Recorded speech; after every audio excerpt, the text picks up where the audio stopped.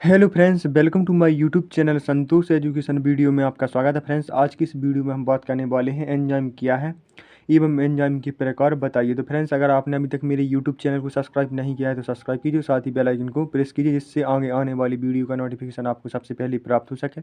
तो फ्रेंड्स, यह question zoology BSc second year paper यानी कि माइनर से है, जो कि इम्पोर्टेंट है या फर्स्ट यूनिट का है। तो देखिए, हम बात करते हैं एंजाइम। तो देखिए, तीन प्रकृति के ऐसे कार्बनिक पदार्थ जो जीवित कोशिका में जैव उत्प्रेरक का कार्य करते हैं एंजाइम या प्रकंडक कहलाते हैं।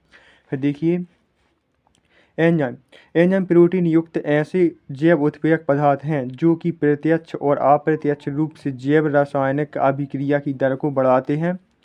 इन एंजाइम बराबर ईस्ट। तो फ्रेंड्स, यह एंजाइम शब्द ग्रीक भाषा से लिया गया है जिसका शाब्दिक अर्थ होता है इन या ईस्ट होता है। तो देखिए, फिर इसके बाद है जैव रसायन की वह शाखा जिसमें एंजाइमों का या एंजाइम का अध्ययन किया जाता है उसे प्रकंडविकी या एंजाइमोलॉजी कहते हैं।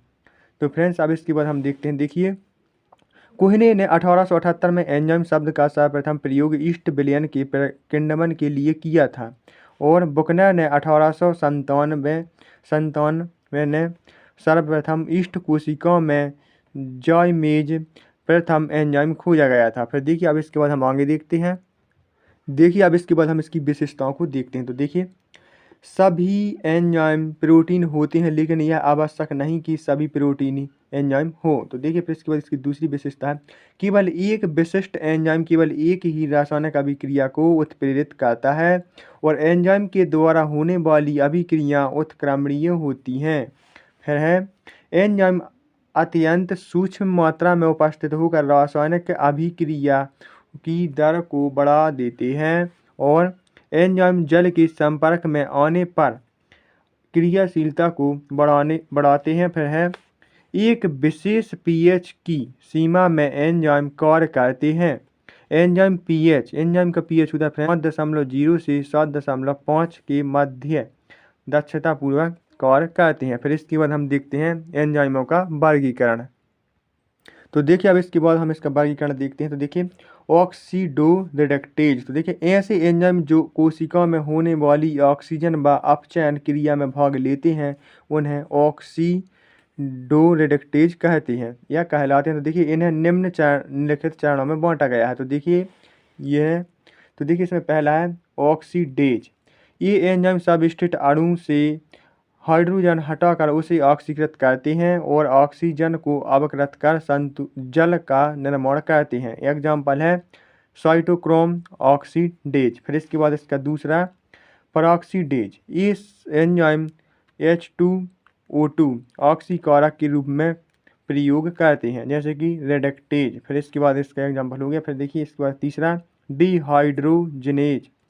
तो देखिए, ये एंजाइम एक अणु से हाइड्रोजन को दूसरे अणु में स्थानांतरित करने का कार्य करते हैं। इसका एग्जाम्पल है एल्कोहल डिहाइड्रोजनेज। फिर इसके बाद है चौथा, देखिए आइसोमरेज। ये एंजाइम सबस्ट्रेट अणुओं में अंतराणविक पुनर्विन्यास को उत्प्रेरित करते हैं अर्थात ये सबस्ट्रेट अणु का समयाभी अणु बनाते हैं। एग्जाम्पल है फॉस्फोहेक्सो आइसोमरेज। फ्रेंड्स, फिर इसके बाद है इसका चौथा के बाद आता है पांचवा। तो फ्रेंड्स, उसका पांचवा है लाइजेज और लाइगेजेज। तो अब इसके बाद हम इसकी एंजाइम क्रिया विधि देख लेते हैं। तो देखिए, एंजाइम क्रियाधार जटिल का निर्माण। तो देखिए, सभी प्रकार के एंजाइम अभिक्रिया में भाग लेने वाले क्रियाधारों से मिलकर एक अस्थायी यौगिक का निर्माण करते हैं जिसे एंजाइम क्रियाधार या संकुल कहते हैं। कुछ समय बाद यह संकुल टूटकर उत्पाद बनाता है और एंजाइम को पृथक कर देता है।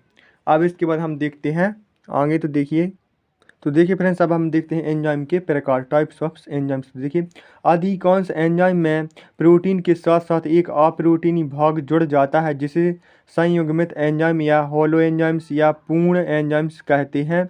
तो देखिए, प्रिया होलो एंजाइम्स अणु की संरचना में दो भाग होते हैं। तो देखिए, इसमें पहला है प्रोटीन युक्त भाग और एक होता है प्रोटीन रहित या भाग या अप्रोटीनी भाग। तो देखिए, यह प्रोटीन युक्त भाग होता है एंजाइम का वह भाग जिस पर प्रोटीन पाया जाता है उसे एपो एंजाइम्स कहते हैं। फिर इसके बाद आता है प्रोटीन रहित भाग या अप्रोटीनीय सहकारक। तो देखिए यानी कि कोफैक्टर।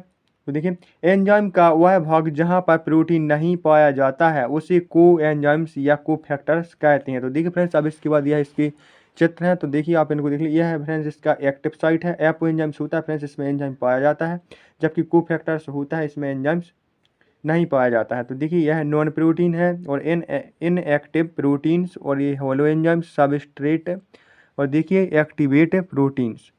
तो फ्रेंड्स अगर आपको मेरा बना हुआ यह वीडियो अच्छा लगा तो इसको लाइक करें और चैनल को सब्सक्राइब करें, जिससे आगे आने वाली वीडियो का नोटिफिकेशन आपको सबसे पहले प्राप्त हो सके। तो चलिए मिलते हैं अगली